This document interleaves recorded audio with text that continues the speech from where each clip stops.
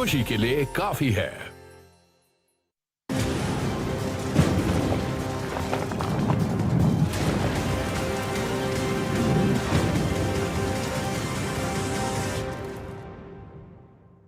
आप प्रवेश कर रहे हैं CNBC आवाज और इबेक्स कैश के शानदार स्टूडियो में।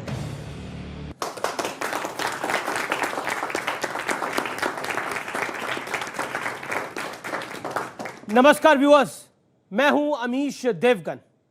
नया साल और नए साल में कैसा होगा सियासत का मिजाज, या फिर कहें तो सियासत का हाल, क्योंकि 2022 की बिसात तो बीत चुकी है।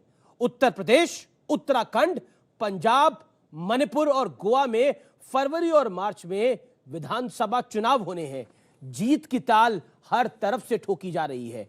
हिंदू मुस्लिम वोट बैंक से लेकर भ्रष्टाचार तक सियासी तूफान मचा हुआ है।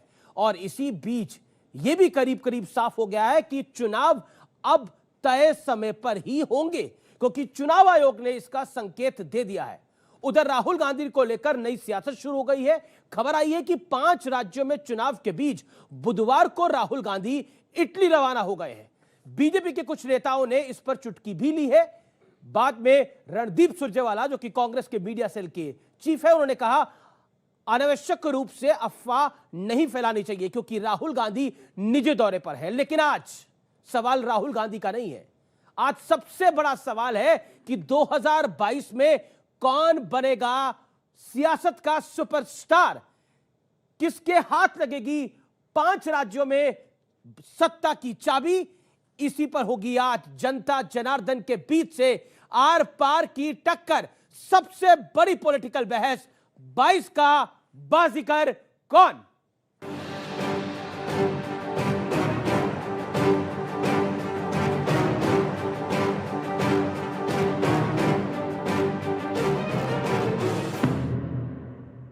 नया साल कैसा होगा सियासी हाल।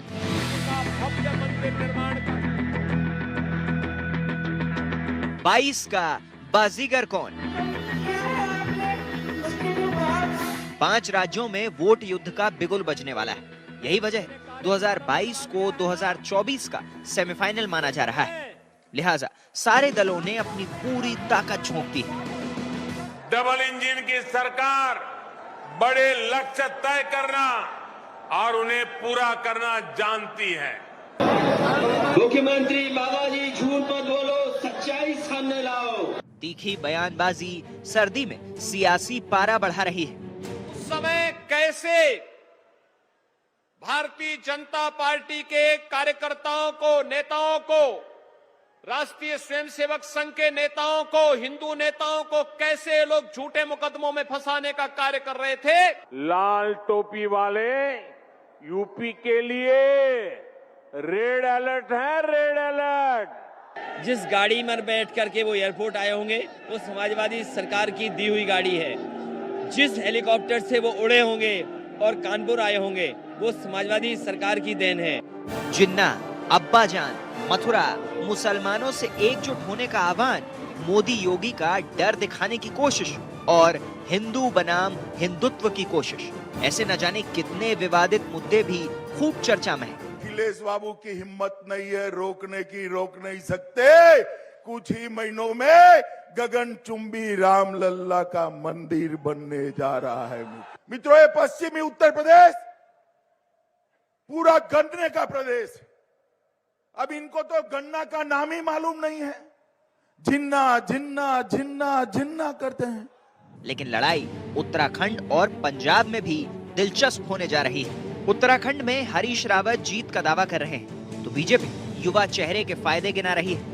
पंजाब में कांग्रेस की कलह परेशानी खड़ी कर सकती है तो अरविंद केजरीवाल नतीजों पर बड़ा असर दिखा सकते हैं। साथ ही कैप्टन अमरिंदर और बीजेपी की जोड़ी किसका खेल बिगाड़ेगी, ये देखना भी दिलचस्प होगा। इसलिए हम पूछ रहे हैं कि 2022 का असल बाजीगर आखिर कौन होगा। चलिए, तो ये सबसे बड़ी चर्चा है 2022 का बाजीगर कौन। मेरे साथ बात करने के लिए मंच पे मौजूद है, जोरदार तालियों से स्वागत करिए बीजेपी के सांसद, राष्ट्रीय प्रवक्ता डॉक्टर सुधांशु त्रिवेदी का। मेरे साथ मंच पे मौजूद है आलोक शर्मा कांग्रेस पार्टी के प्रवक्ता नेता, जोरदार तालियों से उनका भी अभिनंदन करिए। मेरे साथ राजकुमार भाटी मौजूद है इस मंच पर, जो कि समाजवादी पार्टी के प्रवक्ता है, नेता है, उनका भी अभिनंदन है। मेरे साथ शादाब चौहान है, नेता पीस पार्टी के, शांति की पार्टी है, लेकिन बातें वो कैसी करते हैं वो सबके सामने है, उनका भी अभिनंदन है। जोरदार तालियों से उनका भी स्वागत करिए। आप तमाम लोगों का अभिनंदन है, लेकिन मैं जनता जनार्दन आपका भी अभिनंदन करना चाहता हूं जोरदार तालियों के साथ। आप लोग भी अपनी बात को मुखर ढंग से रखते रहते हैं और इस चुनाव में भी आप महत्वपूर्ण हैं। चलिए जी, शुरुआत करते हैं 22 के बाजीगर की। और जब मैं 22 के बाजीगर की बात करता हूं तो हर पॉलिटिकल पार्टी का यह सपना होता है कि चुनाव के अंदर वो जीत कराए, और इसकी ताल भी ठोकी जाती है, इसकी हुंकार भी भरी जाती है, और इसके लिए आर पार की जोरदार लड़ाई भी होती है। लेकिन सुधांशु त्रिवेदी, भारतीय जनता पार्टी के लिए हर चुनाव सेमीफाइनल क्यों बन जाता है? हम तो हर चुनाव को फाइनल की तरह लड़ते हैं।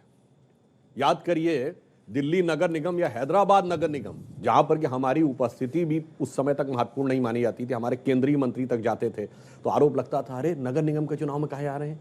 हम ये कहते थे, हम ईमानदारी से लड़ते हैं। हर कार्यकर्ता, चाहे वो किसी भी दायित्व पर हो, वो केंद्रीय मंत्री क्यों न हो, उसमें जाके लड़ता। हाँ, बाकी लोग सेमीफाइनल कहते रहते हैं और फाइनल में कभी पहुंचते ही नहीं। तो ये हमारे विरोधी दलों के लिए समस्या की बात है। हम ईमानदारी से अपना चुनाव लड़ते हैं, मुद्दों के ऊपर लड़ते हैं, और 2022 जानते हैं क्या करने वाला है? भारत के आकाश के क्षितिज पर जो एक लाली दिखाई पड़ी थी 2014 में, और जो 2017 में उत्तर प्रदेश में पहुंची, वो अब 2022 में एक बड़ा आकार धारण करने वाली है। एक सवाल, क्योंकि आपने लाली की बात करी, लेकिन लाल से तो आप डर दिखा रहे हैं। अब देखिए, लाली आपको 2014 में दिखाई दी, 2021-22 में आप लाल से डर दिखा रहे हैं। बहुत अच्छा आपने सवाल किया। लाली अरुणिमा के सूर्य की भी होती है और लाली खून की भी होती है। तो बस खून की लाली खेलने वाले लोग सत्ता में ना आ जाएं, इसलिए डर रहना चाहिए। और जो हमारी लाली है ना, वो भगवा से शुरू होती है। चलिए, क्योंकि आपने लाल की बात कर दी, और आलोक जी तो लाल लाल क्या है, कहीं कांग्रेस आपके लिए उत्तराखंड में रेड अलर्टा बन जाए, क्योंकि वहां पर वो मजबूत स्थिति में आ सकते हैं। हरदा मजबूत नेता है, थोड़े नाराज है, लेकिन मजबूत नेता है। एक आलोक जी आप सामने हैं, तो एक सवाल मेरे मन में आया और मुझे लगता है पूछना चाहिए आपसे। उत्तर प्रदेश में तो कांग्रेस खेल में